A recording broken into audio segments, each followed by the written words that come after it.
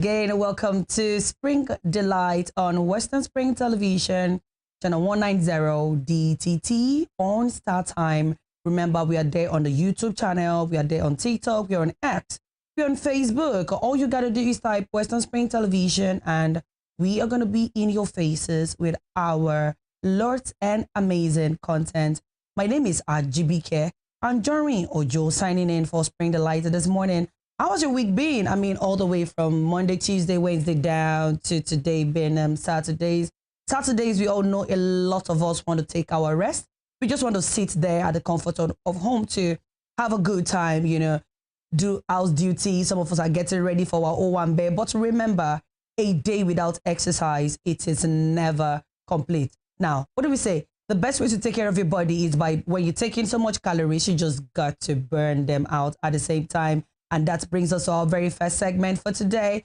As usual, as we do it if you are known to it already. But in case you do not know, every of our first segment, we take you through the world of aerobics. This is where we let you to exercise there at the comfort of home. So while we go for our aerobics, please don't just sit down and watch us. Be a part of this. Don't go nowhere. We're going to be right back.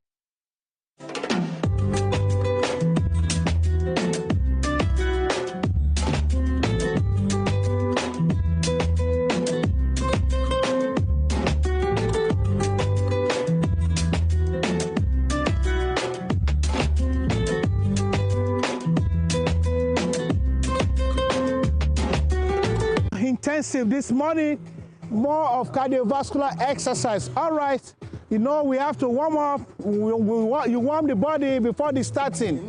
You don't just wake up from your bed and you start exercising like that. Like warming up. It's going to be high intensive this morning. Please, if you are getting tired, you can excuse yourself. When you recover fully, you can join us. All right, up. All right, the two hands up. Please remember, it's going to be highly intensive this morning. Are we ready? Ready? All right, let's go. Faster. All right, it's okay. It's okay. All right, we go again. Faster. All right, up, side, forward, and then you bring it down and up, down, up, down, up, down, up, down, up. All right, up. Now let's go. Let's jump it up. 1, 2, 3, 4, 5, 6, 7, 8, 9, and 10. All right, we go. 1, 2, 3, 4, 5, 6, 7, 8, 9, and 10. Okay, now we go on high knee pause. We go this way. 1, 2, 3. 1, 2, 3. 1, 2, 3, 4, 5, 6, 7, 8, 9, and 10. All right, up again. All right, let's go. 1, 2, 3, 4, 5, 6, 7, 8, 9, and 10. 1, 2, 3, 5, 6, 7, 8, 9, and 10. All right, up. We'll go back to that jumping jacks. 1, 2, 3, go. 1, 2, 3, 4, 5, 6, 7, 8, 9, and 10. All right, wait. Now faster. 1. You make it faster. All right, we clap there. 1, 2, 3. All right, you don't clap. Let's go. Faster. 1, 2, 3, 4, 5, 6, 7, 8, 9, and 10. Remember, we are making it a little bit faster. Just stay where you are. I want to start the center. Ready? Back to our jumping jacks. 1, 2, 3, go. 1, 2, 3, 4, 5, 6, 7, 8, 9, and 10. It's a fast cardiovascular exercise. The next hand, let's go. 1, 2, 3, go. 1, 2, 3, 4, 5, 6, 7, 8, 9, and 10. All right, the next time, jumping jack, you can just get this. Yeah? You make it faster, we go. 1, 2, 3, 4, 5, 6, 7, 8, 9, 10. It's high intensive this morning. Please, when you're tired, you can excuse yourself. Now we go. Back to the jumping jacks. 1, 2, 3, go. 1, 2, 3, 4, 5, 6, 7, 8, 9, and 10. All right. Now we go. 1, bring it down. 1, 2, 3, 4, 5, 6, 7, 8, 9, 10. All right, hold your waist. 1, 2, 3, 4, 5, 6, 7, 8, 9, and 10. We go 1, 2, 3, 4, 5, 6, 7, 8, 9, and 10. All right. It has to be more intensive to challenge the heart and all the cardiovascular endurances. What we are looking for this morning is endurance exercise, cardiovascular exercise. With this, you have more energy, you have more power to do the work. Let's go. It is a beautiful Saturday, so you have the. All right, let's go. 1, faster. 2. You go with all your power. Let's go. 1, 2, 3, 4, 5, 6, 7, 8, 9, and 10. Let's go. 1, 2, 3, 4, 5, 6, 7, 8, 9, and 10. All right, up. Now from your heel, let's go. 1, 2. You go with all your power. Like, come on. 1, 2, 3, 4, 5, 6, 7, 8, 9, and 10. All right, we got this. Remember, it's a little bit faster, a little bit higher this morning. Let's go. 1, 2, 3, 4, 5, 6, 7, 8, 9, and 10. All right, thank you. All right, the next activity, let's go. All right, we go. Hop. 1, 2, 3, 4, 5, 6, 7, 8, 9, and 10. All right, thank you. All right. Now we go. 1, 2, 1, 2, 1, 2, 1, 2, 3, 4, 5, 6, 7, 8, 9, and 10.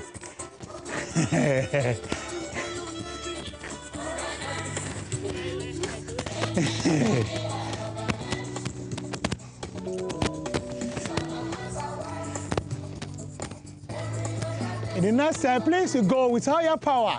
Ready? We go. 1, 2, 3, 4, 5, 6, 7, 8, 9, and 10.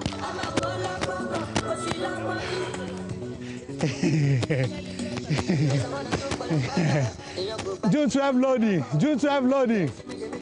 If you are not here on June 12, you are missing. You are missing out. June 12. June 12. June 12 loading. All right, let's go. All right, please just watch me. Watch me. 1, 2, 3, go.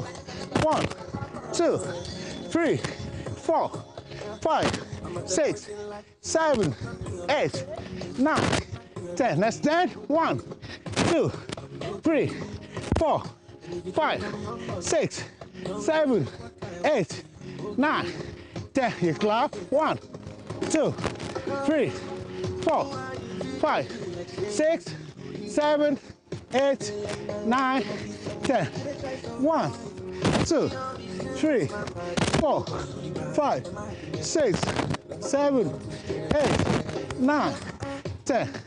1, 2, 3, 4, 5, 6, 7, 8, 9, and 10. All right, let's get that one more time. I'll bring it down. 1, 2, 3, go. 1, 2, 3, 4, 5, 6, 7, 8, 9, 10. Now you go. 1, 2, 3, 4, 5, 6, 7, 8, 9, 10.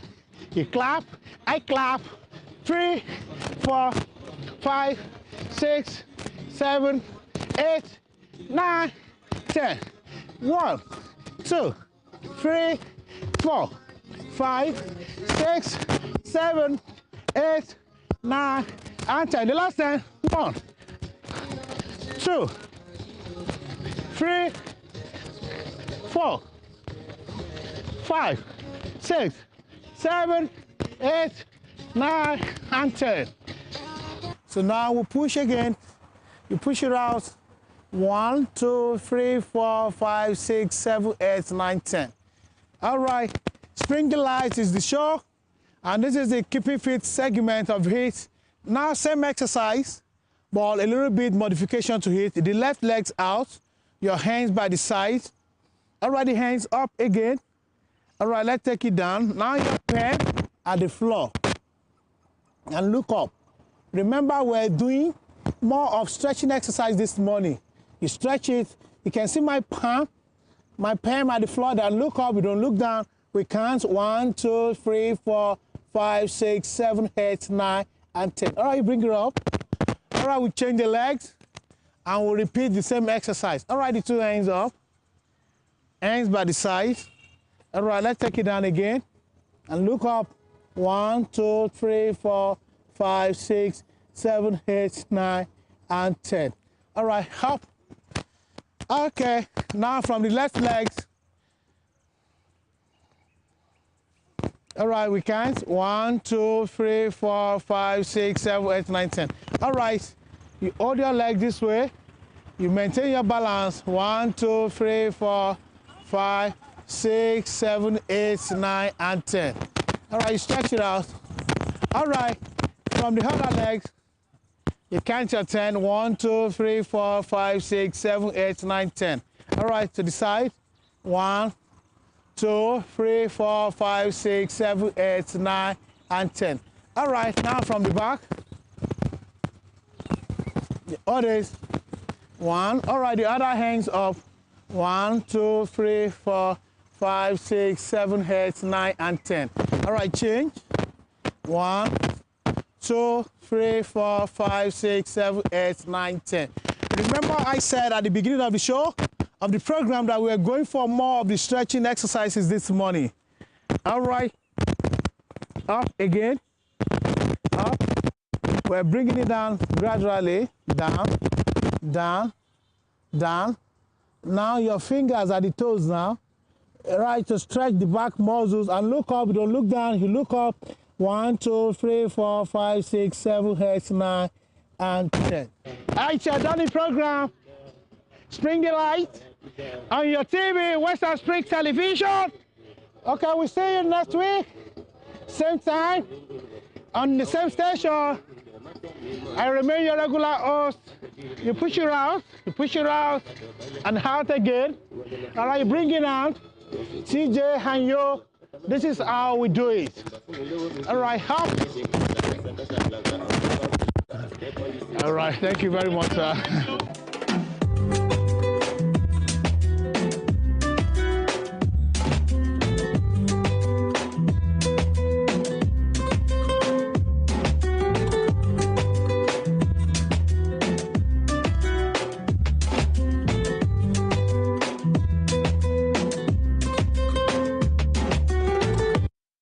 Okay, it is, the 26th day in the month of July. Gradually, I would tell you this, that the month is running to an end. So let me say this again. you can still make hay now that the sun is shining. Welcome back to Spring Delight on Western Spring Television. I hope you had a beautiful aerobics session there. Hey, it's very important for you as an individual to keep fit.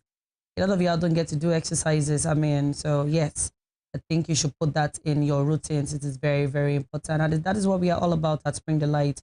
We keep you in the know. We let you know that we do care about you. Okay, our very first second segment is a time where we wish our celebrities a merry happy birthday from our end here. And you know, I keep saying this week in, week out, that irrespective you're on our TV screens or not, you are a celebrity wherever it is that you are. And this is also an avenue for you to wish your loved ones a happy birthday. So yes, you can always reach out to us on our social media platforms. You know, you could always drop a message on our Spring Delight platform that you would want to celebrate your loved ones on television. We're definitely going to work around that. And of course, we go around today in history, keeping us in the know, reminding us of what has happened in our dear nation once upon a time. Yes, we see still our normal routine. Our first guest is definitely much around in the studio now. But first of all, let's go celebrate who is celebrating. So if your birthday is in the course of the week, was in the course of the week, or is today, you need to know that from us to you, we're wishing you a merry happy birthday. Don't go nowhere. We're going to be right back.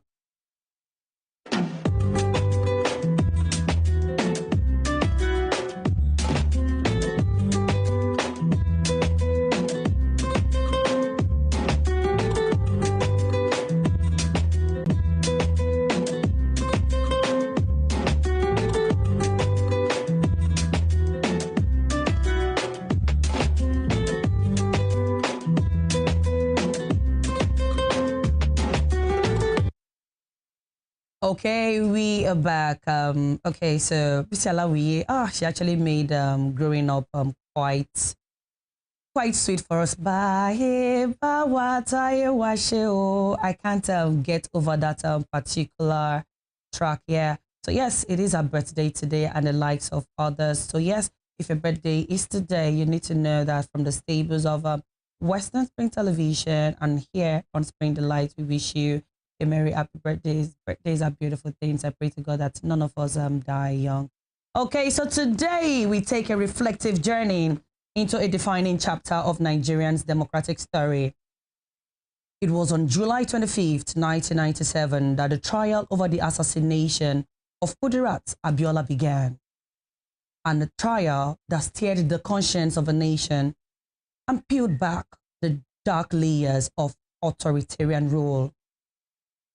Kudirat Abiola was not just the wife of Chief MKO Abiola. She was a fearless voice, a bold advocate for justice, and a symbol of resistance against the oppressive regime of General Sani Abacha. Her brutal assassination in 1996 was a devastating blow. But it has also ignited an unquenchable flame among Nigerians' pro-democracy movement. On the show today, we pause to honor her memory, reflect on the courage of those who dared to stand for truth, and examine the continuing fight for justice, good governance, and transparency in our democratic journey. Joining us for this important conversation is Barrister Moses Obadito, a seasoned legal mind and advocate for human rights, as we unpack the legacy of Kudirat Abiola and the lessons our sacrifice still speaks to us today. Today, we're going to be setting the historical concept. Okay, good morning, Mr. Moses. Barrister Moses, I beg your pardon. No, I remain a mister. You remain a mister. Yes. I like the sound of that. I like it when they call me sister sometimes too, but we all know you're not a mister. You are a barrister. And our daddy, welcome to the show, sir. Thank you for having me. It is good to have you. Thank you. Okay, I want to just get right to it. Okay, viewers at home, you need to know it's definitely going to be our first guest for this morning. And we're going to be talking about the woman, the great woman, Kudirat Abiola. Who was Kudirat Abiola and what role did she play in Nigerians' democracy movement? Well, Kudirat Abiola is the second wife of MKO Abiola. The first wife, as at the time this political crisis was coming up has already been late. Okay. And whereas the next person, maybe among the wives, was Kudirat. And apart from being a wife, okay, she's a very active woman, bold, courageous, and she was just one of those women you just need around in time like this. At the campaign, she was there. During the lockup, the other things that followed, she was there. And when MK eventually died, the story was not palatable. The children suffered because they have to lose both the father and the mother. And so the memory of Kudirat to those who knew the struggle for June 12 lingers, and it will continue to linger anytime you mention the history of political development in Nigeria. Okay, what were the key events that led to our assassination in 1996? Right. It began in 1993 when the election was coming. The election was scheduled for June 12th. However, before that day, the then president, President Ibrahim Babangida, has done a lot of maneuvering. Having spent almost 8 years and was not ready to go. About 2 elections were cancelled. And the one that MKO participated, according to him, said he approached IBB as a friend and said, "Are you ready to go? Do you want me to contest?" And the man said, "Go ahead." And, for the first time, when we're talking of electronic campaign, MKO said he was the one who was leading the pack. And so when you say MKO is our man, also everybody want to look who's that man, MKO, and many things. And before that time, MKO has invested in almost everything. Bakery, airways, oil, name it, newspaper, Concord magazine, Concord newspaper, Concord Weekend, and so many other tabloid. Okay. And so for him, you cannot say you do not know MKO. The traditional ruler, according to what we're told, that some of them are in his payroll. In time of generosity was there. So many people have obtained scholarship from him. So when the election came, and even 24 hours before the election, there were announcements that the election will not take place. There are some people who are at the forefront who are ensuring that they do not want the MKO, was not socially pronounced that way, but somehow they do not want that election to take place. The ruling class, which is the military, the Supreme Court, as they called them that time, they too have their own agenda. Because knowing fully well, one of those things that MKO was saying was that's going to look into the records. Then the Americans too have their own problem. Because Abiola was in the front burner of those who want repatriation of the wealth taken away from Africa. And that the Americans and their likes was a lot of things that had to be repatriated back. So there is conspiracy within and conspiracy outside against MKO. Then that's why all the announcement was made, please go ahead, the election will still take place. And for the first time, that election was peaceful. Because I participated in 1979 election as the first election I was qualified to participate. So the 83 was another one we filled with crisis before the military struck, and then the military are now about to go. So the 93 election was synonymous. And then Humphrey was the one who brought a new method. We call it option A4. In the sense that you don't need to spend so much money, you don't need so many things. All you need to queue up line, and then they look at your name on the voters register, tick, and then they give you a paper. Within hours, the election is done. Once you're on the line, and they count you and that kind of. So the election was going on smoothly. Maybe 24 hours later, the results were coming out. And then about 14 states result has already been out, and even MK Abiola beat Tofa, who was his, the arch rival in Kano, where he hailed from.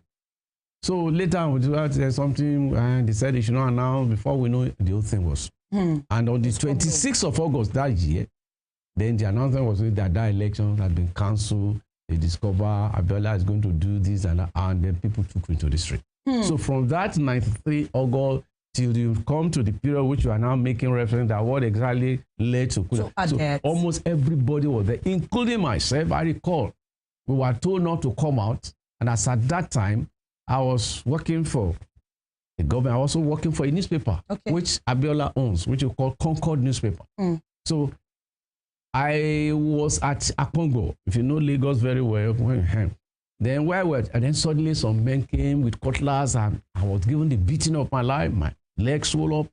And then the boy was saying, don't kill him. And somehow, I'm just giving you an example. Yes. Wole Soyinka, I have to walk from Akpabon to Maryland, where Wole Soyinka was done. Where are you going to? And it was just to tell you the people who are mobilizing and ensure that the thing continues. So later on, we then learned this is the fate of MKO. And the woman was just saying, look, I want my husband. I need her freedom. So now to come to the issue, everybody knows that people are struggling for man's liberty.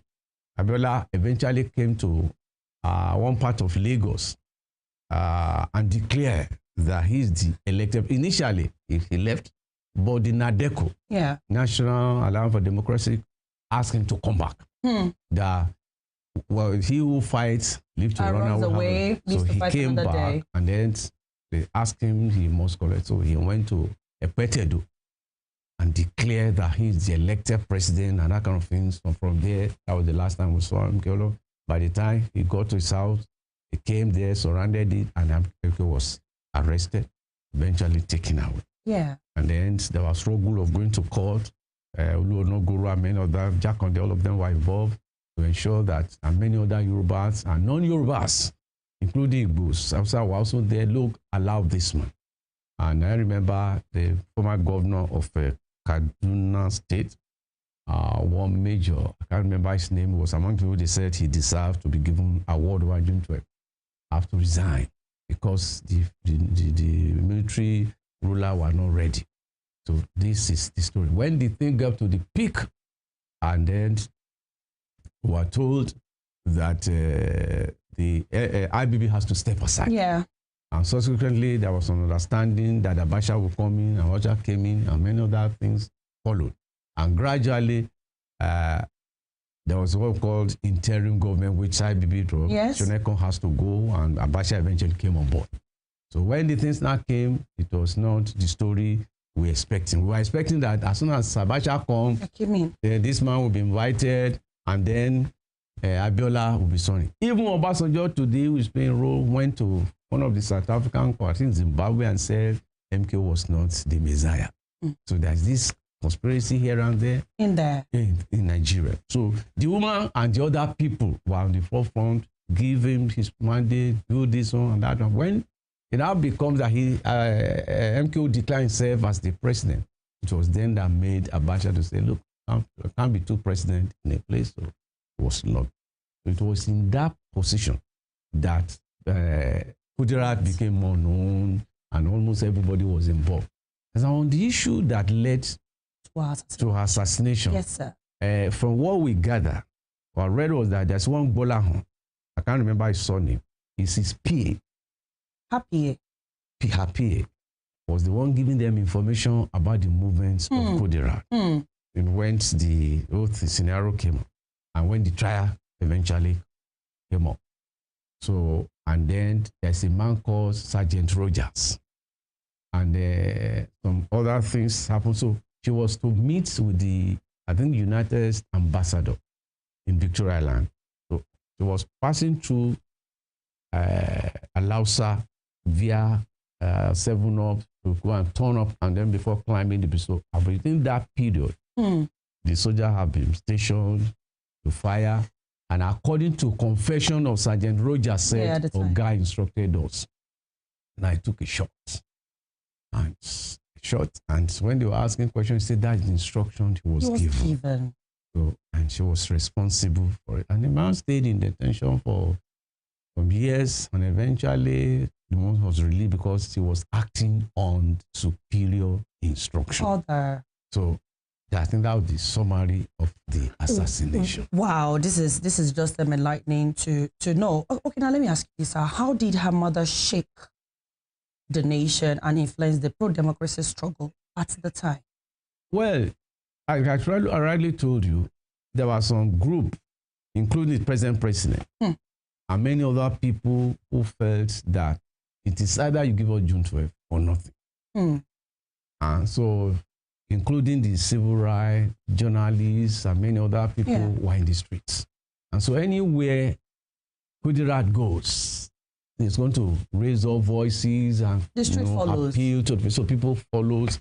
And for about 2 weeks, people were still indoors. The situation was so terrible to the extent that people could not get kerosene, which was the common thing people were using, not to talk of gas. People has to be using sawdust to do cooking, to improvise, and no vehicle was moving.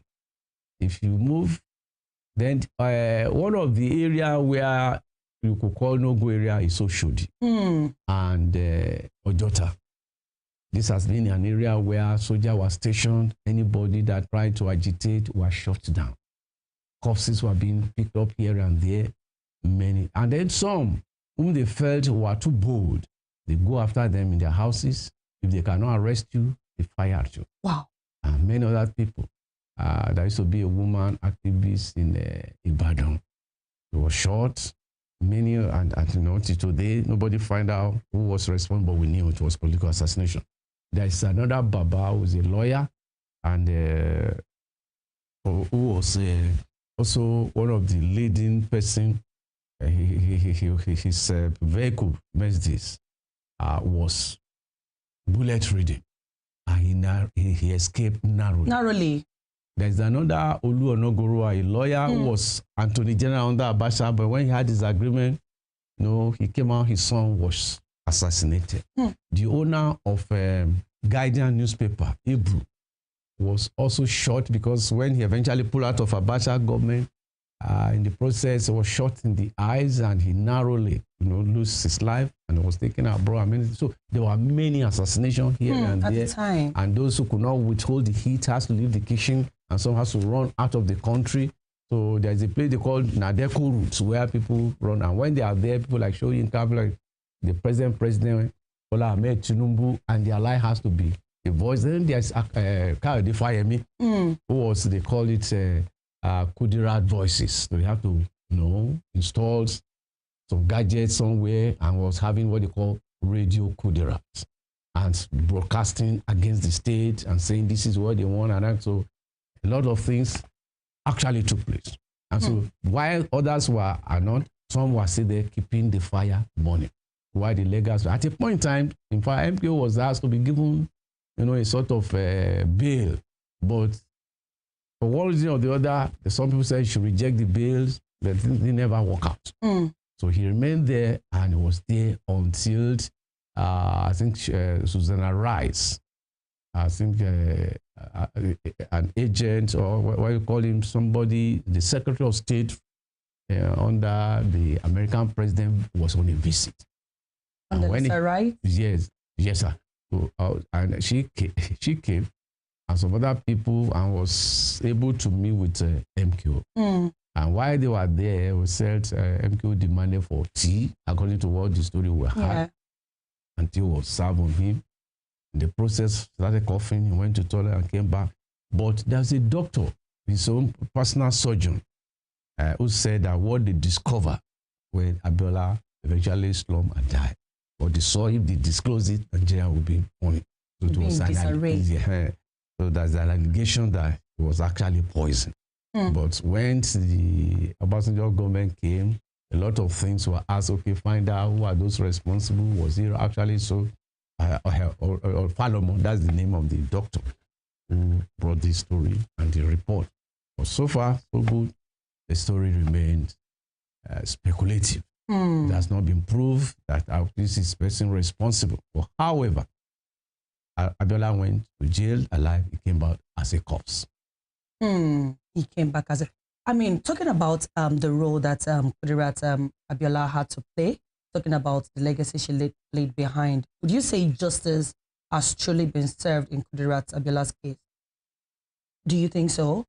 Well, we can't say justice has been served. Why is that? The people who were brought to trial, none of them was jailed. Rather, you can say they were detained.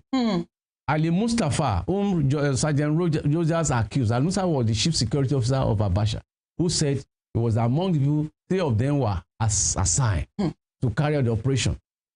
The man was, I won't say he was jailed, he was only detained. Until when the powder bill was satisfied. And recently, I think 2023 was contesting as a presidential candidate. And recently, you see making some noisy, can repair Nigeria. Well, begin to laugh upon all the atrocity, upon your hand that was stained with blood, upon so many things. In an ideal situation, you should be in jail. And even, if you remember the death of John Kennedy, the guy who shot him was in a story building far away. They were able to trace, arrests were made, and many other people were arrested until the man was silently poisoned or maybe killed. So, in the case of Kudirat, we are not, yes, there were people who have been who made confession. The real person did the shot. No one was convicted. So you can't say, well, where's the justice? It's an injustice. Is this a society? Somebody will say, is the world fair? The world is not a fair place. Then two, you ask question, are there justice in Nigeria? None.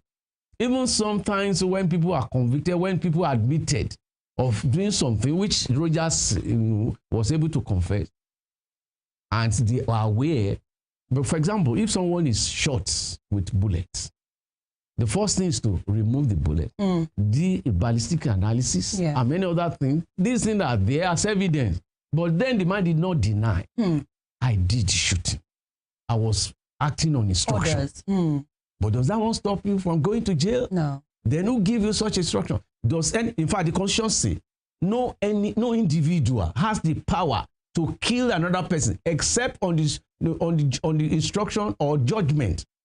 When a court declare X and Y must die, and they also describe the type of death. You go do it by hanging, but you shot a human being in the 21st century, and then he admitted, and yet this country is still talking of justice. Where is the justice? Fair enough. So no, justice was not served. Rather, the man lost his resources, lost his life, lost his wife, and the children suffered. So there was no justice was served. I mean, how has my legacy influenced present-day civil society movements in women in activism right now? You can see the Natasha episode that's gradually going on. And you can see Aisha and their lives who are coming. That's how to build a society. Because they recall there has to be one Kudirat who stand for the truth, who will say no. And you can also remember Ekwesile, the former Minister of Education. You can see anytime there's something has to do with injustice, she's going to be in the streets. We have their likes. But then, in our own society, we suffer from what we call misogyny, the hater for women. A large number of African men have no respect for women. And when you come to Nigeria, you set that attitude. If you take the number of women in the parliament in South Africa compared with the women in Nigeria. The same things, they are not the same. So the question, the question, look at it. Where are the Constitution say? Nobody should be discriminated against because of sex or birth. So, yeah, the women are still doing it. Ayobe has just clocked 70. Is one of the women used to be, advocating for rights of people and that kind of. So we have them. But this question is, does the country allow their flower to blossom? And if they are, what are the women now doing? Your generation has a right to further fertilize it, mobilize people to ensure that the fact that you are a female does not stop you.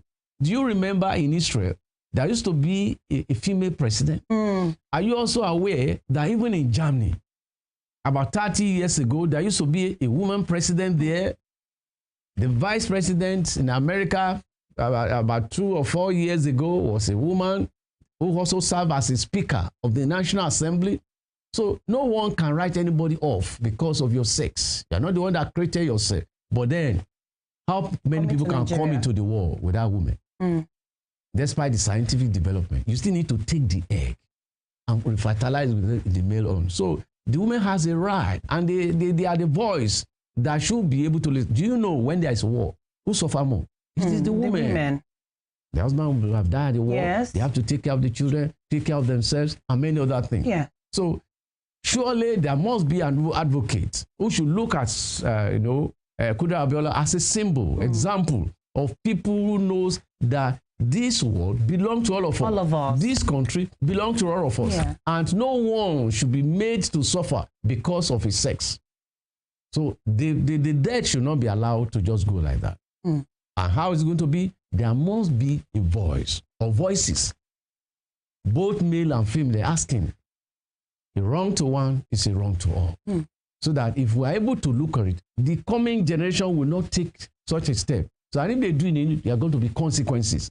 But when there's an act, when those people who perform it negatively are allowed to escape, others will do worse. But society are not built in that form. Yes.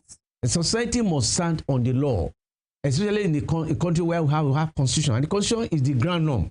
But where constitution is set aside, and the mind becomes that country will be led into state of anarchy. And so a man wrote a book saying the anarchical society. We must not allow our own country to get to that level. We must act within the framework of the law. And that's why it calls for the rule of law. The rule of law says nobody is above the law. Yes. And that every act of inhumanity against man should be seen from the prism of the law.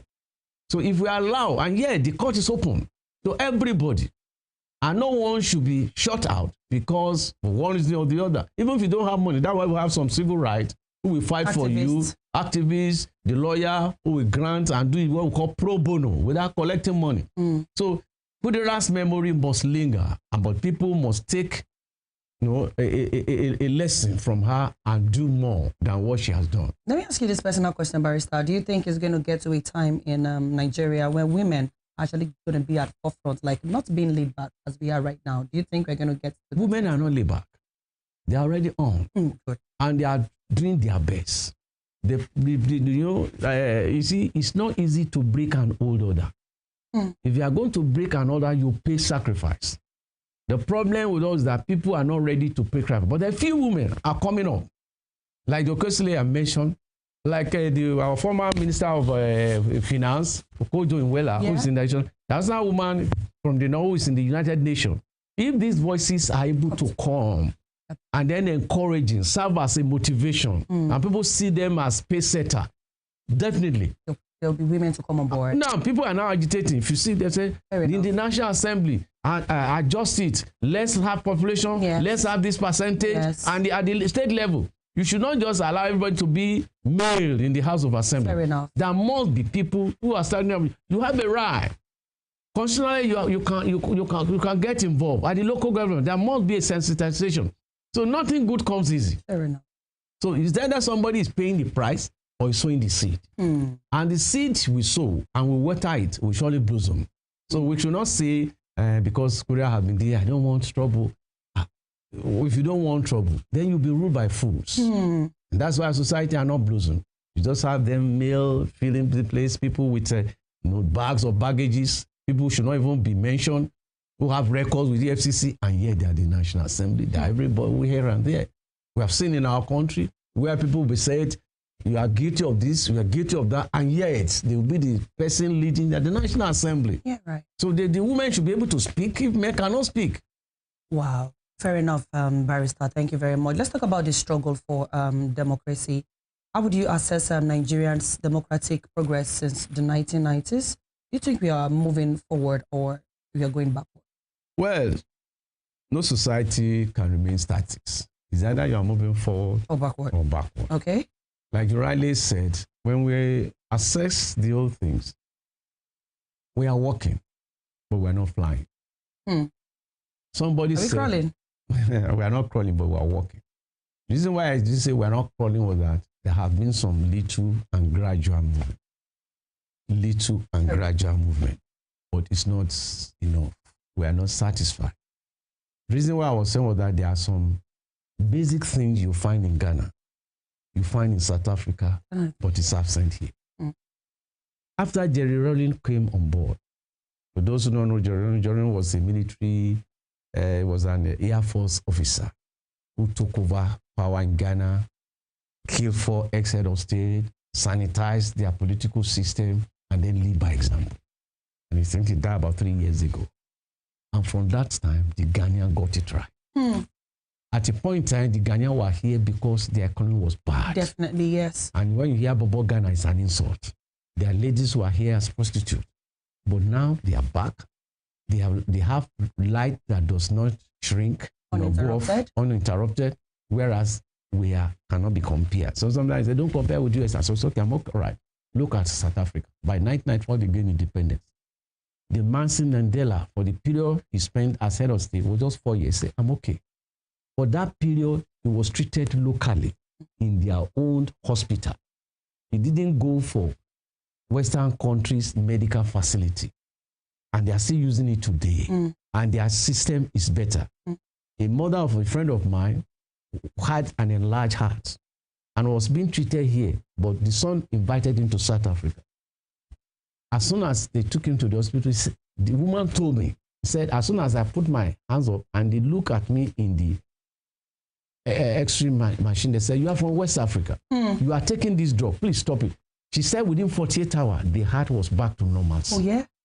If South Africa can equip their own facility, that what we find difficult to do here, they can do it. Is our leader doing the same?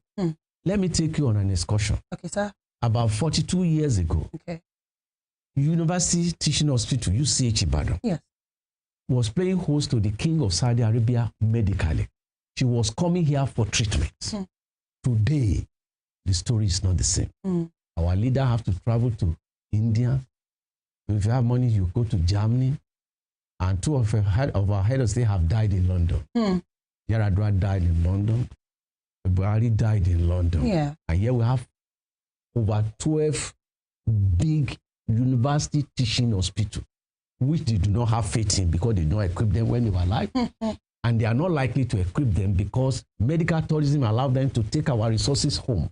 For every time a governor, a head of state goes, you have to pay for landing facility, you have to pay for accommodation. And in fact, where Buhari died, we are told he's paying £3,000 on a daily basis.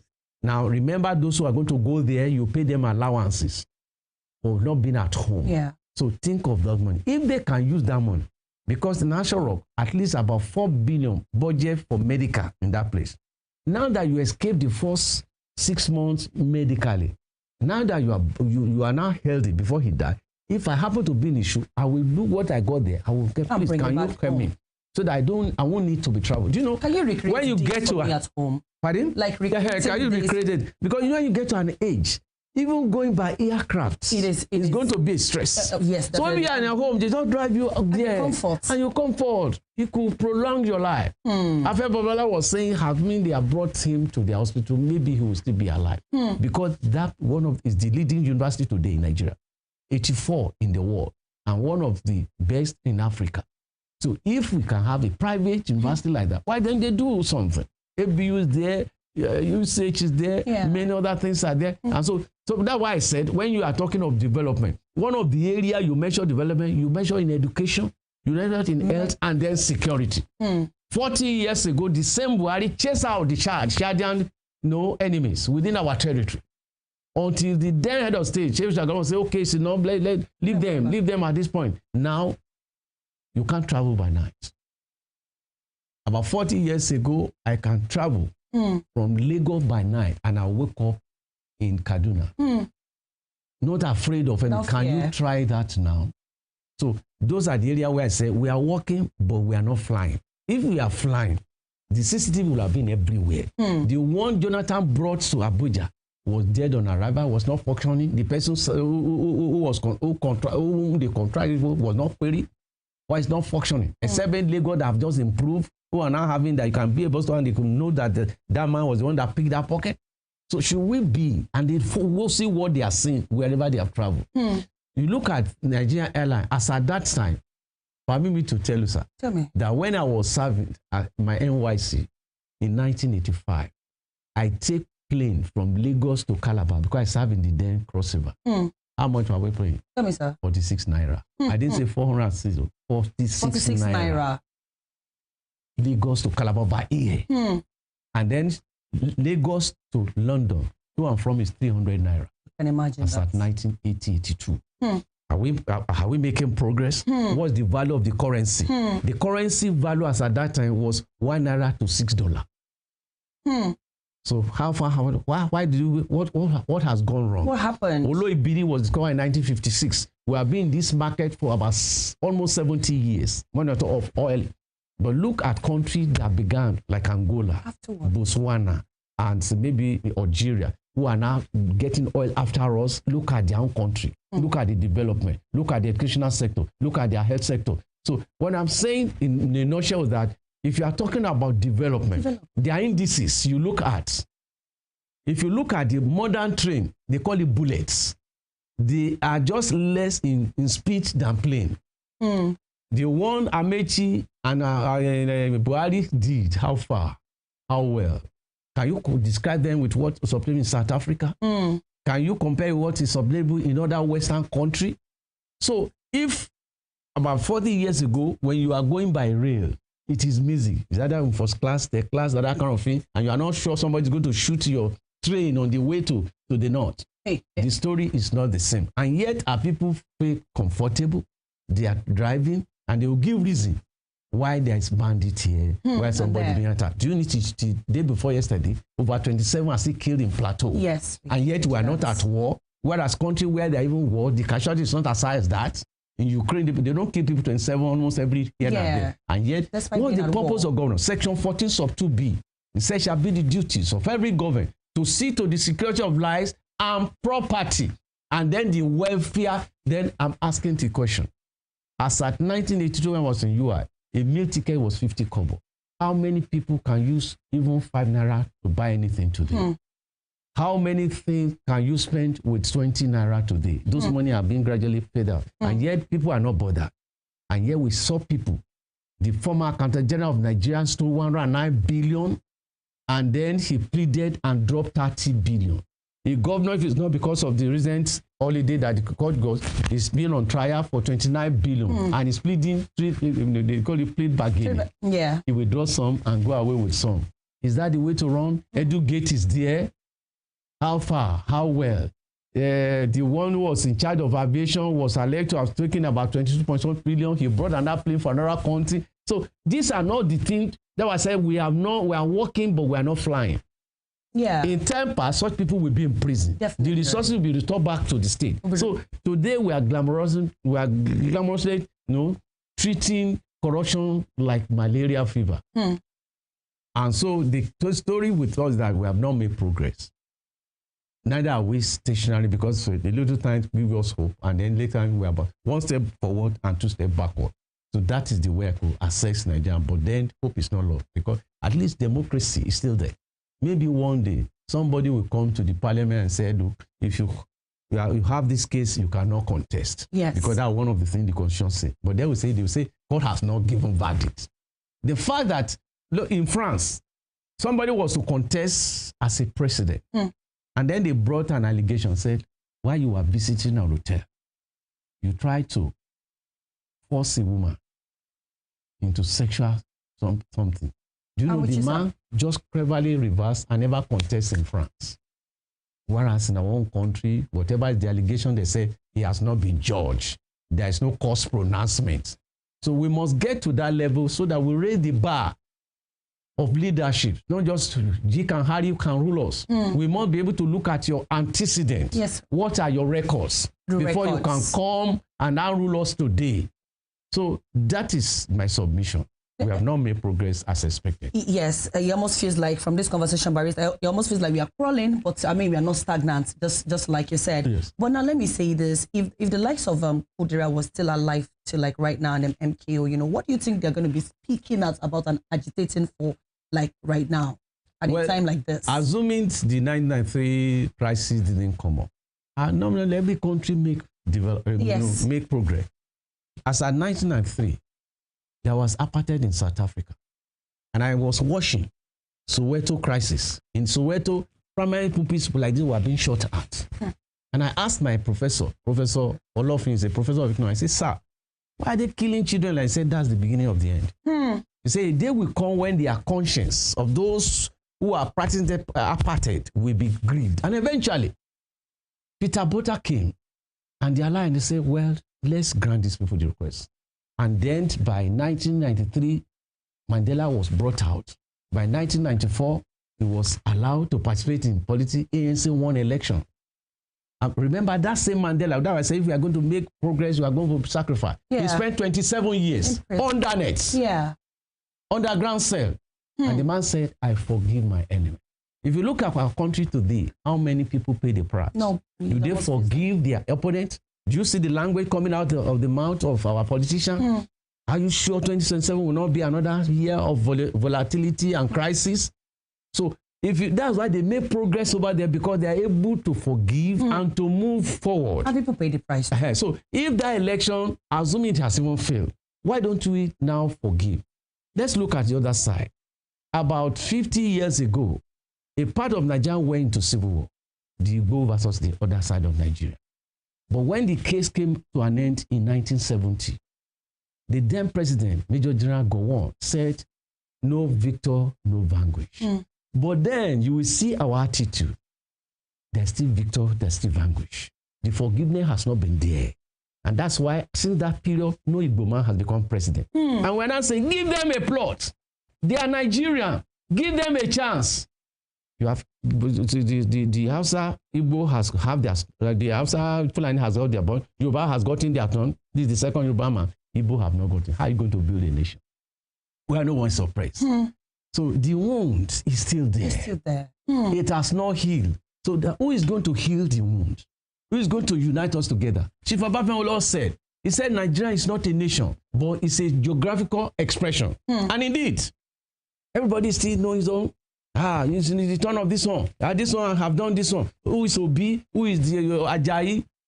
How do you build a nation? How do you move forward? We must, even most of the Western countries we are looking at, are you aware? At a point in time, there was a civil war in America. In Britain, the Wales, the England, and the Scotland, these are three major places you can call a region. No one can do without the other. But today, there's this solidity. Even despite Scotland still want to move out. But even despite the agitation, they are still united as a country. So we must be able to build a country, not on surface, not on tongue, not on rhetoric. In reality, if we don't do it, we can't make progress. Barrister Moses, I mean, because of the warmth of our time, what is your personal takeaway? What is your personal message to Nigerians watching right now, especially as we reflect the cost of freedom? My takeaway is on leadership. A leader will determine the direction of the nation. Let me give you an example of South Africa. In South Africa, for almost a year, because the Boers, they were coming from Germany. On their journey in the 17th century, they ate some fruit and dropped it. And then they discovered that some of the things they dropped germinated and bring forth fruit. Oh God, this land is as good as our own. That's how the Western country came and dominated South Africa. They give the owner of the land 27% of the arable land, whereas the visitor took about 77% of the land. The black cannot go to school with them. They cannot enter the same church. So we call it apartheid policy, which lasted over 100 years. But despite the hardship, despite the life that lost, despite many things, a man came called Nelson Mandela. And then he showed the way. Another followed. Even when there's a mistake that produced the former president, Joseph Zuma, and then they alleged, Joseph, you stole the money of our country. You used it to build house in your own village. The man made restitution. He was even jailed. And if you look at the policy, the president was to travel sometime last year for a United Nations, and then there's power crisis. The man suspended the journey. Knowing fully well that power determines those who are carrying out industrialization of that country, leadership, who take their country first than their own. In our own country here, from Shehu Shagari to the present time, Nitel was born in Lagos. Shehu Shagari said he was going to India. People die in that Nitel building. A story of about 21 story. People were jumping to their death. The president traveled out. In recent time, our president also traveled when our massacre in Benue. Yeah. And on his way there, he said he could not get to the place where it happened because there was flood. So what we're saying is leadership. When a leader who comes with compassion, when a leader comes, with that kind of boys have come to serve. If you look at the leader from councillorship to the top, they don't come in to serve, they come to share the booty. So until this leadership comes, once it comes, then the nation will have a direction because the leader that shows the way. So, but you still have the one who just felt it's my town, and then we have to build them, renovate when people doesn't have job, when people don't have health. You are renovating with 12 billion. You are renovating with this and buy presidential jet. Do you know the presidency have over 10 jets from the days of maybe Jonathan, and they accused Jonathan. How can you have 2 planes? Why don't you sell? And when they came, Buhari did not sell. The president have not sold. Rather, he bought a new. They said they refurbish. How long ago? Whereas, where I'm going is this. Yes, sir. The prime minister in Britain goes on British Airlines. Their economy is far, far better than ours. Their revenue generation is far ahead of us. And here we are, who are only on loan. The loan we are owing now is about 170-something trillion. And yet we are living big as if all is well. Leadership will determine the direction we are going to go. The leadership will know that there's no need to kill a woman while find out the murderer. And that those who are moral should not go into the street and say they are king. Talk less of trying to become head of state. It is leadership will determine the direction. Leadership will determine the direction. So Barrister Moses Obadito, yes. So he says right now, it has been a beautiful one speaking with you, sir. And, you know, one thing I'm going to say to this as my own take home is the labor of our heroes past, may it never be in vain. It has been a beautiful one speaking to you, Barrister Moses. Thank you. And I pray, and hope that when we call you another time, you are always here for us. That is going to be that with our first guest for this morning. Whatever I'm going to say, he said it starts from leadership. And I say it starts from me and from you. We should not just sleep and work or walk on eggshells.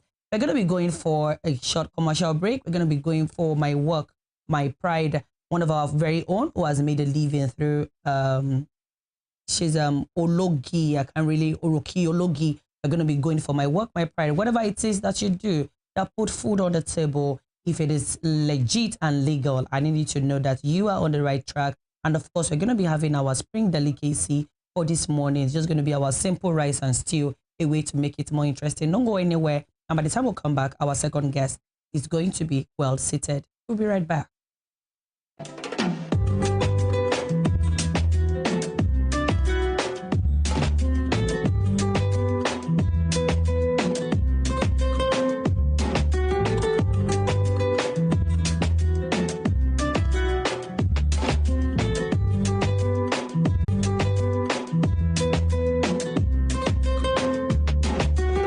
I'm going to say this again.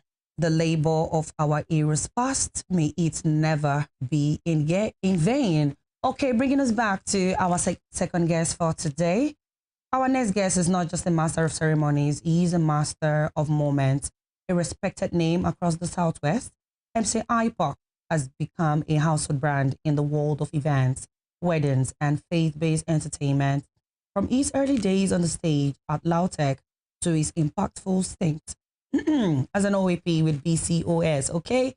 And later as a personal assistant to comedy icon Honey Tongue. IPOC has carved a unique path of excellence, creativity, and cultural relevance. He's the host behind Royal Weddings, the brain behind Christainment, and the balance, and more recently, a co-founder of the alternative music brand, Patsia Tribe. With a master's in cultural and media studies and over 15 years of stage experience, he blends class, culture, and charisma like no other. Okay, join me as I welcome this vibrant voice, the man behind the mic, MC iPod. Good morning. You know, normally when you read your biography like this, you need to sometimes you just don't you just take a look and just clap for yourself like, yes, I've done very well. That's what I just did. It's good to have you. It's good to have you. Welcome again. It's good to be here today. Because you've been here before. Yes. So, I mean, today, first of all, tell me about the name IPOC. Okay, so the initials is IPOC, and I prefer that though. You prefer IPOC? So I should do MC IPOC? Yes, IPOC. So it all started during my radio career, during my first time on radio, and that's how the name emerged. I don't want to begin this conversation on a spiritual note, but I actually prayed for that name, and God gave me that name. Yes, I prayed for the name. Because there was a point in my career that things were not going well. I was tempted to change the name. And you felt the name was a problem? I thought the name, because The meaning of IPOC means I am proud of Christ. I was like, show business, show business. So they think this guy is a faith-based guy or something. But I stood with that name, and it's over a decade now, and I thank God for staying with the name. I said that again. I am proud of Christ. I am proud of Christ. Yes. Wow. Okay. Now tell me what made you dabble into the world of being a master of ceremony. Okay. It started way back when I was in the university. Okay. Around 200 level. I had a strong passion for somewhere where things are happening. And that's how I started. Then we started a group, a comedy. I actually started with comedy. I was not an event compere. Okay. I started a comedy group with some group of people through my boss on the tongue then. And we had about 60 students learning from us comedy. We used to do stage drama. I can't believe you do comedy. Yes, I did comedy big time. I was the chief of the group. I was the head of the team. Yeah. And we had performers in Bowen and several other places. We used to do this type of Wuliagba style. Okay. I remember one we did in Bowen called Pause and Play. About 60 of us on stage, and it was massive. It was really good. Okay. Yeah. So that was how I started. From there, I came to this city. I came to Osogbo around 2015. Okay. And when I got to the city, I saw the way things are and decided to stay away from comedy and become a compere. And being an event host was a journey because I suffered small. Tell me about that. So basically, when I entered the city was growing, and getting used to someone being a compere kind of seems weird. They're used to being a massive ceremony that can do all. An event compere is quite different. Okay. And the clients don't really understand the difference between maybe a comedian, an event host, an MC. It's quite different. And they want you to do everything. So I stood my ground, and I thank God for what is happening right now. Do you remember what your first gig was like as an MC? I remember. And what was it like? Okay, it was in school. Some students, they were having a dinner and award night. I can never forget. I think I was paid about 3,000 or 5,000, either of the two, because I remember how the money was even given to me. It was not bad because I was hungry for entertainment, so I moved on. But that day I suffered. About maybe 40 or 50 awards. They started about 8 and ended at 4. I was the only one. AM. So it was challenging for me because it was draining, but it gave me an insight to what I'm about to get myself into. I'm talking about maybe 14 years ago. Yes. I remember the whole as I speak with you. So that's how I started collecting money. I've actually been doing it for free before I started. That's like my first pay ever. I remember collecting the money, about 3,000 or 5,000 of the two. I'm very, very sure of that. So that's how I started.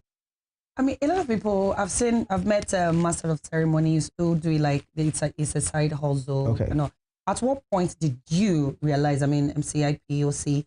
At what point did you feel like, no, this cannot just be a side hustle? It can actually be like my thing. So basically, this is a life's job. A life's job means something when you are 70, 60, 50, you will still be doing it. This is a life's job for me. And how did I get to know that? Passion is there. But I used to tell people, passion is not enough. When hunger comes, passion disappears. So what happened to me when I moved to this town, I wasn't doing MCing alone. I was on a contract with someone. I was working very closely with someone. I was on a contract with the government, with someone. And for 6 months, I was not paid a dime. I was planning to get married. It was terrible for me. I just remember, you did do MC now. Normally. Because the job was supposed to be a very high-paying job. Okay. But salary didn't come for 6 months. Do you know what I did? No. I changed my name on Facebook to MCIPOC. My normal Facebook account to MCIPOC. And I made people know that, guy, I'm doing this thing a day. Yeah. And that was a turnaround for me. A single gig would pay my salary. I just found out that, man, you have just been dulling yourself. At that point, this is about maybe 8 years ago or 9. Yes, before I go back, it's like 9 years ago. I just said, man, you got to take this serious. And that was the turnaround. So hunger led me. Hunger led you to self-realization. Yes, it was there, but it gave my focus a direction. It gave my focus. I was focused, but it gave it a more focused direction. Like You said it. It make it more focus for me to see like this is what you need to do. Give it like a pathway. Yeah, so I started branding up myself, going out, working on myself, and here we are today. I mean, okay, IPOC. It's fine. Any is fine. Let me ask you this. Now, you as an MC, do you think it is a sustainable job, a job that can actually like pay your bills in Nigeria of today? It's paying my bills. It's sustainable. But that being said, there is a lot of understanding that needs to come to this. Okay. Because over the years, I've met quite a number of people that come to me and ask me, I want to be an MC. It's a marathon and not a sprint. Okay. If you want to go into this business, you have to grow in the business. I don't know if we'll get to some part of the conversation of how to get people come book you and all. I get most of my jobs from referrals. So that means if you want to get into this business, you must know that show business is serious business. When you realize that, you put structure to it. How do you dress? How do you anchor your event? What's your style? What niche are you looking for? There are some gigs that in this town, once they want to do that kind of a gig, my name is going to come up because I carved a niche for myself. For yourself already. So if you want to get into this, you need to be sure it's something that is sustainable as long as you know that it is not a sprint, but a marathon. It's a long journey. So if you want to, for example, I have so many things I want to do. For example, do we have a school that teaches people how to compare events? No, we don't. I'm trusting God to have one and build one. So that means I have a futuristic thinking to this career. So if anybody wants to do this, they should realize that it's serious business. Then it's not a sprint, it's a marathon. It's a marathon. What role does branding play in being, a master of ceremony? Branding is everything. You can't get job without branding. The big people that get the big gigs, if they are not well branded, they wouldn't get it. There are some people, they can't even do half of what some people can do, but they get the gigs because they are well branded. Fair enough. The way they dress, the way they talk, the way they carry themselves, the way they anchor event, their style. When I anchor your event, you know that this is a professional. And from there, you should know that that will determine a whole lot of things. Fair enough. So branding is vital. Branding is important. Personal branding is everything these days. Fair enough.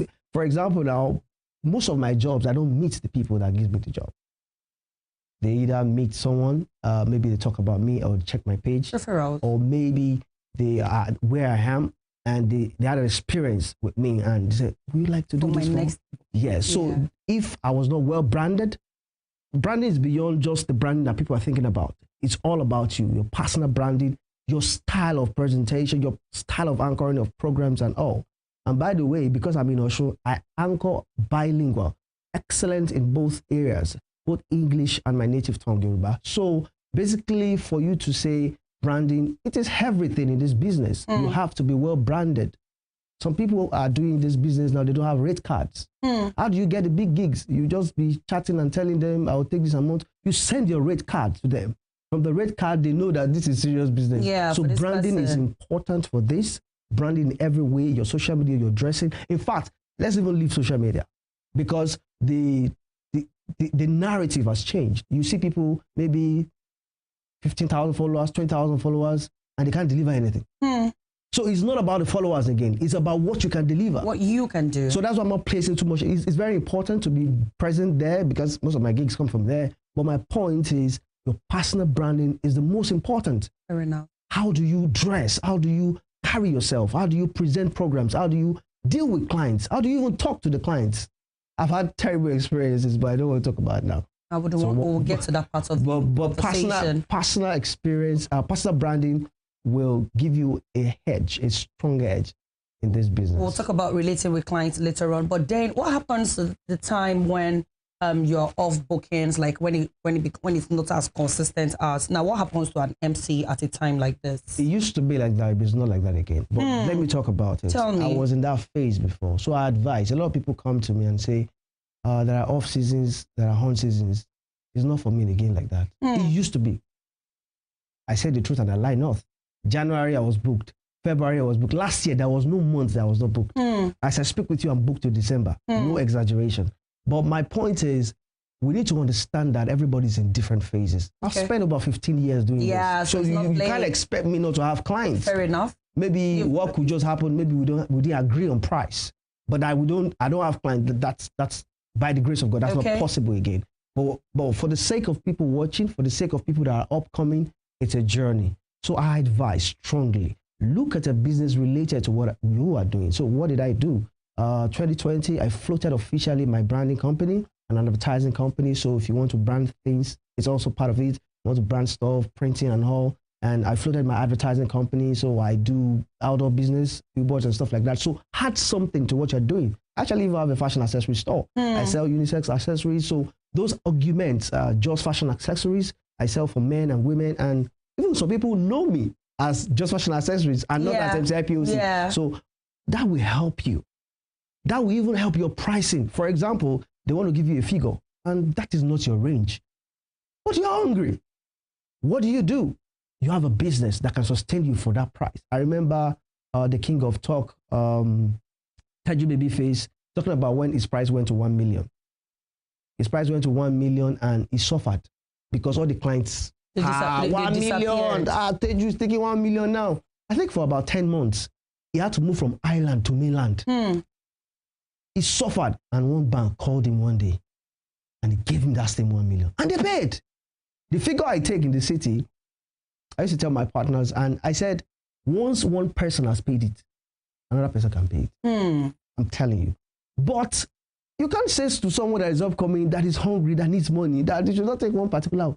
So I advise, have something else you can do, even if it's a 9 to 5, so that you can argument well. So my advice for off-season people, but because by the grace of God, I'm not off-season again, is have something that you will be doing. It will help you. It will help you to determine your price.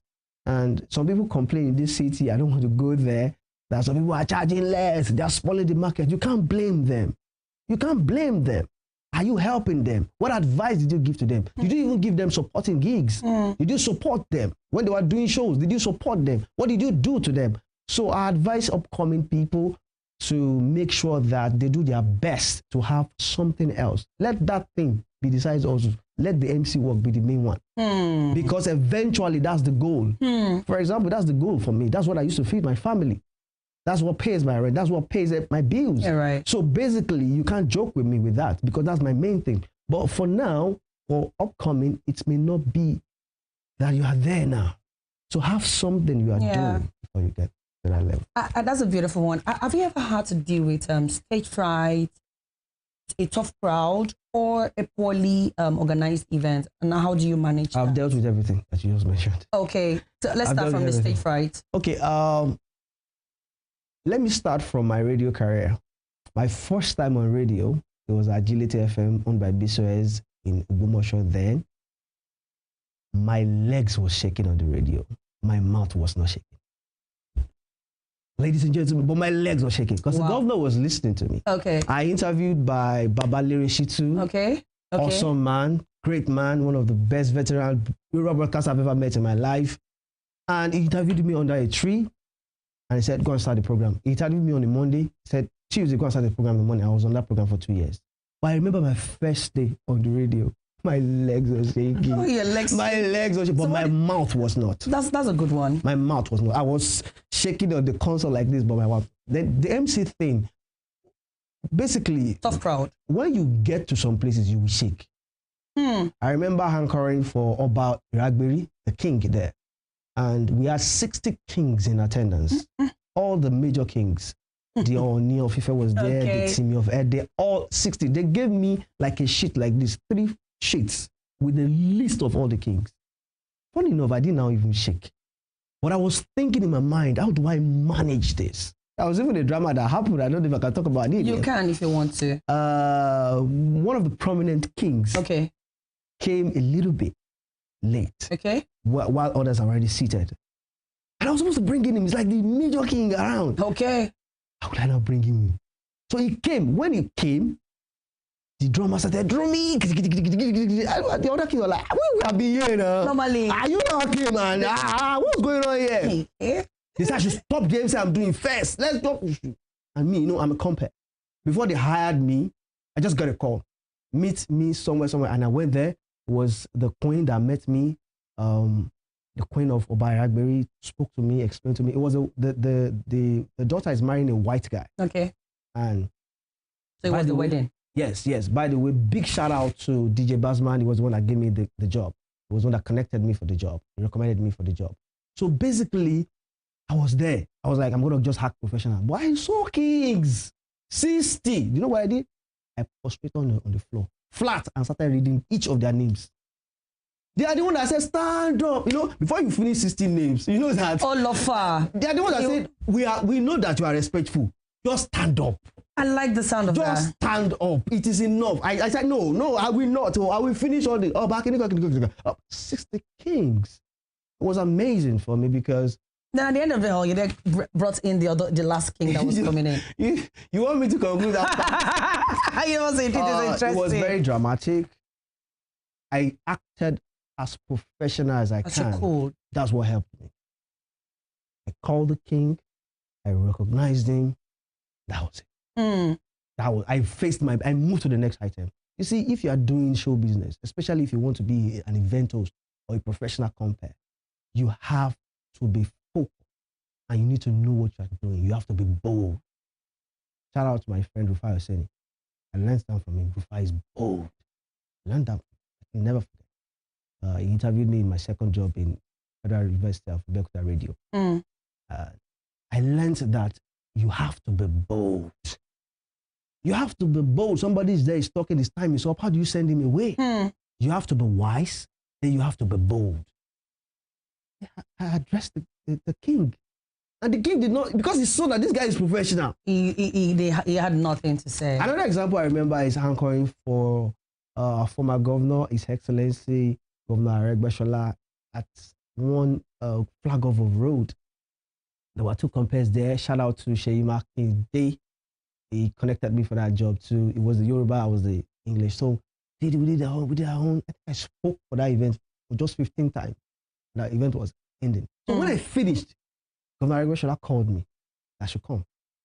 He said some things to my ears. I should do this. After you do this, then come to me. Call me. You know, if the governor speaks, that's the end of the event. Yes. Once you call the governor, these are some of the things you need to learn in this business. Comparing for government events is different. It's different from all these normal events. Comparing for conglomerate and corporate people is different. I remember anchoring United Bank of Africa dinner, hosting all the 6 branches here in Osogbo here. Was amazing time. It's different. So Governor Aregbesola told me those things in his ears. And the first thing that came to my mind is, why did he call me? It dawned on me that I acted professionally. That's what made him say, it's this guy that should do this. And I did what he did. Called him. Immediately he dropped the mic. That was the end. It's one of my shortest events ever. Like I said, I just spoke like 15 times and that was it. When Sheyi talks, Shegu Makinde talks, I will talk about 15 times. And that was it. That's comparing job. That's an event comparing. So for me, I believe that this work is serious business. Fair enough. And the point that... Tough crowd. Tough audience. A lot of people think wedding is easy. Wedding is the toughest. Tell me about this. Let me tell you the truth. Wedding is toughest. Why wedding is toughest is because people are there to showcase their clothes, to show themselves, to chop food, to carry them along. It's work. To others that some food have not even touched them. They won't find anything. I remember interesting. Kenny Black talking about one of his terrible experiences as an event host, even though he's even a comedian. That's why some people need to understand themselves in this business. Some people are not meant to host events. You're a comedian, come 10, 15 minutes, do your thing and go. You can't stay for long. I can stay on stage for 6 hours. I've done it before. I've done it a few times. And the point is, the difference needs to be clear in what you deliver. And also the clients need to understand. Sometimes the client is the problem. They need a compare. They will go and pick maybe a comedian. Some people can do the two excellently well. Even 3. Yes, but you need to know. So tough crowds are wedding people. Wedding people are tough people because for you to have a wedding today, by the way, you need to make sure you do the best to carry your audience along. And it's, sometimes you get to a wedding, especially some big weddings, you think it will be organized. You will get there, it will be chaotic. because they have so many people. How do you know an organized event anyway, as a compared? The moment you want it. For example, let me start from flyers. We have this funny thing MCs used to say: events to Bamado, flyer as mamu. Okay.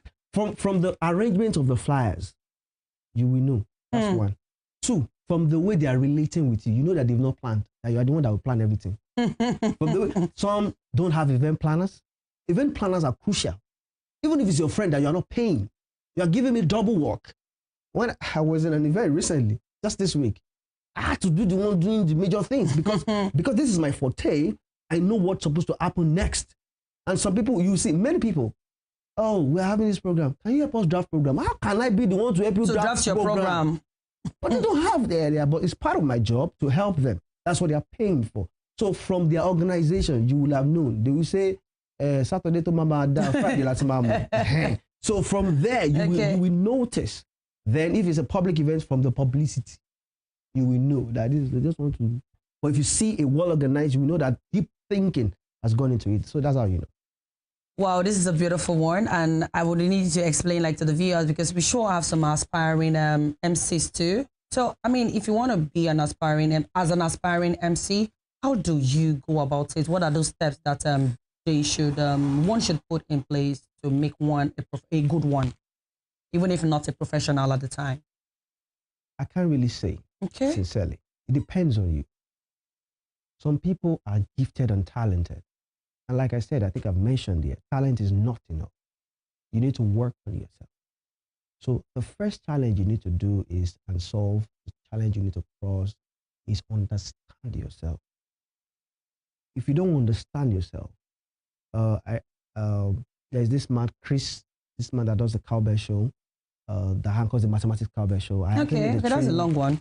Okay. I attended the training by Chris, and he said he can never take Yoruba events. It takes over $1 million in this event, per event. But you can never say me Yoruba event. Like me, I can take a Yoruba event. Because I'm bilingual. And if you don't understand yourself, you go and step on stage you're not supposed to step on. You go and take events you're not supposed to take. So that's the first thing you need to do. You need to understand yourself. Number two, you need to know your onions. Some people, they don't dress well. And that alone is a minus. Dressing well gives you confidence. Number one, you don't dress well, you want to anchor events. If you're going for an event, you should be the high there. The one that everybody's looking at. Oh, sometimes I go to an event, they'll be like, this is the MC. That's how it should be. Yeah. I had an event that I anchored one time. The groom is like a friend. He called me, I want you to anchor my wedding, but I want you to dress less. Because I know that you will dress and overshine. So you're not going to overshine the groom. The truth is, that my friend is not the first person that told me that. He's pipe. I want to anchor my event, but because I know there's a spotlight to be on you because of the way you dress. So I had to manage that too. But if I don't understand that, I wouldn't be able to manage. Okay. So number one, you need to understand yourself. You need to know your onions. Then you need to prepare. I have a wedding today. I prepare. You know, a lot of things you need to put in place, not to go into events, arriving early. You know, some people, you know, doing some other things that are not ethical in this business. I can't really give the load. And like I said, it's kind of a difficult question. Fair enough. Because there is no school for it. So everybody has their template. You can also learn from people. You can network with people and learn. And you don't have to meet them. You can watch them online, look at their template and follow suit. You know, so that's how you can do it. Now, do you have like a role model MC? I mean, you're like up there already, but do you still have MCs that you look up to? Yes, I have. Okay. I have in Nigeria, and I have outside Nigeria. Okay. Okay, so basically, I respect and honor Ike Ozakwe. Okay. Ike is an outstanding MC. He's a comedian. He can do comedy excellently well. He's funny. He can host events well. I like Sako too. Senior Advocate, Comedy of Nigeria. Sako is an excellent compare. I like his style. Okay. I like a man called LG, ELGE. LG is popular in Lagos. Okay. I like his style. I like what he does. I like Ebuka and a few other people. Okay. So majorly compares. Those are my fortes. Those are the people that I like and I like their style. Do you have like some dream MC job that you would love to get to? Is it like an event like you dream to know, I would want to be a part of this one if I have my way? Okay, yes, I have. I want to do international events. Mm. I believe over the years I've underrated myself, and I believe I've caged myself. And I'm happy I'm here today. It's one of the things I am working on in the next 5 years. I want to be out there. I want to do international events. Last year I was in Ghana, actually not to do events, but to check out the place. I'm trying to tour maybe Africa first, then go outside Nigeria. I'm high in Canada. I'm high in the US. I'm high in the UK because I have my people there. So I want to be, because what I found out in my journey in this business is there are some people that you don't know and they are making millions. Hmm. Do you know Dio Heiss? The guy called Dio Heiss. No. This guy is booked till 2025. You don't even know him. He's booked in Nigeria, outside Nigeria. So it's not about, there are people that we don't know that are making millions in this business. At the background. The truth is, it's not that I don't want to be known, but you know, it's one of my fear of radio before I transitioned. I don't want to be popular and not have money. Fair Some people enough. are popular, but they don't have money. Fair enough. I want to be where I am and be comfortable and be able to achieve my dreams, my goals. So I want to get myself to the international exposure. Fair enough. That is all, because I know that I have what it takes to take on those kind of events. I've done quite a lot of events around here. I'm resident here, I'm based here. I don't want to say maybe this event is the biggest here, but all the major events in this city, over the years, I've been able to touch them. I've anchored for governors, I've anchored for... So I'm not saying I've conquered all of them, but I'm looking for international doors right now. Yeah. That is what I'm looking out Yeah. for. Traveling to host events and all. That is what I am trusting God for right now. So that's why I want to be. Okay, I'm almost done with you, but I have this question. I don't know why I'm supposed to ask you this. What was one thing you wish someone told you before you started this journey? Okay. That is a very deep question. Wow, okay. You know, they say you learn from experience. You learn from experience. Experience is the best teacher. It's not. Hmm. Learning from other people's experience is the best. Because when you learn from your experience, you will have scars. Hmm. Why should I have scars when I can learn from other people? When I can learn from their mistakes and all. So one of the things I wish somebody told me is to put myself out there earlier. I would have been bigger than this now. I was like, but no, should have stepped in. Because, for example, I tried to go to Lagos 4 times and leave Osun. I tried to change my name, but I stayed with it. I was convinced that stay on this. And over the years, it's painful. So I wish somebody gingered me. Fair enough. Not even pull me up, but tell me that, guy, Be out there now. be out there. Now, You not can do- later. I remember when I got my first 6 figures, it was outside town. But I'm grateful. I've been getting in town now and more. I was excited. It wasn't even a faith-based event. Hmm. And because it was in Lagos, it was an all-night event, and they paid the money, 6 figure, my first 6 figure. I'm like, man, this thing makes sense. So that means for them to have paid that means I was worth more than that. Yeah, right. So I wish someone would have told me that, guy, increase your fee now. Increase this thing that you're taking. Yeah. That means I've been shortchanging myself for years. Fair enough. So your final words, as we will let you, leave the set of Spring Delight like this, what is just your final words to maybe the to the viewers, anybody that is watching you, anybody that aspires to, I love IPOC, your final words, My final words to an aspiring event host, MC, compere, comedian out there is be ready to work. Be ready to work. You know, the glamour and everything, there is hard work there. Out there making people happy is work. You have to work. People just want to start cashing out. Just do this. You have to work. Even if I'm there, there are days in which you are low. You brace up more because you are as best as your last performance. Fair enough. So the pressure is daily. So if you want to go into show business, maybe as an event compare, a master of ceremony, and a comedian, know that this is work. Can I speak Yoruba? Ishe ni. Real work. Show business is serious business. Show business is serious business. So MCIPOC says, and definitely I do concur with him. It has been a beautiful one on Spring Delight for today, and we are rounding up. I want to say a very big thank you to the entire transmission team. My very producer, Pasolaka, I want to say a very big thank you to you and to the sound guy, the director, every one of you. Thank you very much. And of course, okay. Oh, my producer, did I just forget that? Happy birthday to you, Pastor Walaka. We do love you. You are you are our go-to guy every time. And I pray to God this day that it will not be your last birthday. Thank you so much for being a part of the show. And I pray to God that I'm going to see you again, same time next week. Have a beautiful weekend and be careful out there. My name is Ajibike and Jorin Ojo. Signing out for today. Bye.